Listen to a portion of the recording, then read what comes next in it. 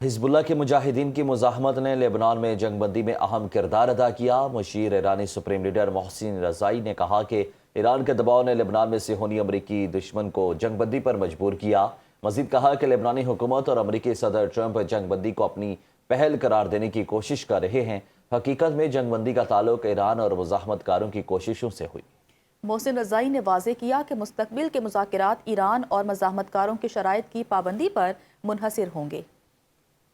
Secretary general اقوام متحدہ انطونیو Guterres کا اسرائیل اور لبنان کے درمیان جنگ بندی کے اعلان کا خیر مقدم۔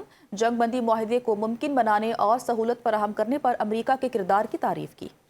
جنگ بندی تنازع کے طویل المدتی حل کے لیے مذاکرات کی راہ ہموار کرے گی اور خطے میں مستقل اور جامع امن کے قیام کی کوششوں پر مدد ملے گی۔ انطونیو گوتریس نے فریقین سے درخواست کی کہ وہ جنگ بندی کا مکمل احترام کریں اور ہمیشہ بین الاقوامی قانون کی پابندی کریں تاکہ امن کی راہ میں کوئی رکاوٹ نہ آئے۔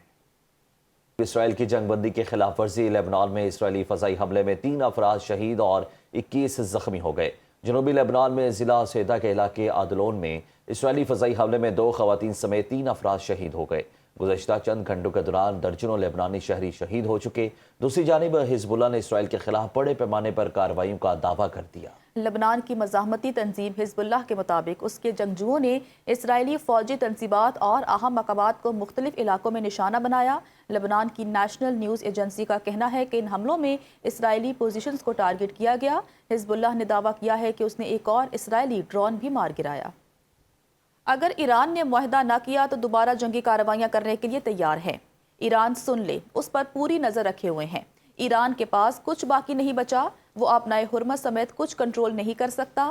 امریکی وزیر جنگ پیٹ ہیگسیٹ کی پریس کانفرنس، کہا کہ بین الاقوامی پانیوں میں جہازوں کو روکنا بحری قزاقی کے مترادف ہے۔ ہم جتنا عرصہ چاہیں ابنائے حرمت کو کنٹرول میں رکھ سکتے ہیں۔ امریکہ اس بات کو یقینی بنائے گا کہ ایران جوہری ہتھیار نہ بنا سکے۔ ایرانیوں کو اپنی صلاحیتوں کا علم ہے، وہ ہمارا مقابلہ نہیں کر سکتے۔ Chairman joint chief of staff general Dan Caine کہتے ہیں کہ امریکی افواج کسی بھی وقت دوبارہ کارروائی کے لیے تیار ہے۔ امریکہ نے اپنائے حرمت مکمل ناکہ بندی کر رکھی ہے۔ اپنائے حرمت کی بندش سے ایرانی برآمدات رک چکی ہیں۔ ناکہ بندی میں تمام جہاز شامل ہیں، چاہے وہ کسی بھی ملک کے ہوں۔ ضرورت پڑنے پر خلاف ورزی کرنے والے جہازوں کو قبضے میں لیا جائے گا۔ ہمیں معلوم ہے کہ ایران کون سے فوجی اثاثے باہر نکال رہا ہے۔ امریکی ناکہ بندی کے جواب میں ایران کی بحیرہ احمر سے ہونے والی تجارت بند کرنے کی دھمکی۔ ترجمان خاتم الانبیاء سینٹرل ہیڈ کوارٹرز کا کہنا ہے کہ ایرانی بندرگاہوں کی ناکہ بندی سیز فائر کی خلاف ورزی ہے۔ ناکہ بندی جاری رہی تو ایران کی مسلح افواج بحیرہ احمر سے ہونے والی تجارت کی اجازت نہیں دیں گی۔ خلیج فارس اور بحیرہ عمان سے ہونے والی تمام تجارت بھی روک دیں گے۔ ایرانی سپریم لیڈر کے مشیر محسن رضائی نے کہا کہ حقوق مکمل طور پر تسلیم ہونے تک اپنائے حرمت کا کنٹرول نہیں چھوڑیں گے۔ اگر ایرانی بحریہ تباہ ہو چکی ہے تو پھر امریکہ اپنائے حرمت سے کیوں نہیں گزرتا؟ امریکی حکومت مسلسل جنگ سے خوف زدہ ہے۔ ایرانی مسلح افواج کے لانچرز امریکی جنگی جہازوں کو نشانہ بنانے کے لیے تیار ہیں اور انہیں ڈبو سکتے ہیں۔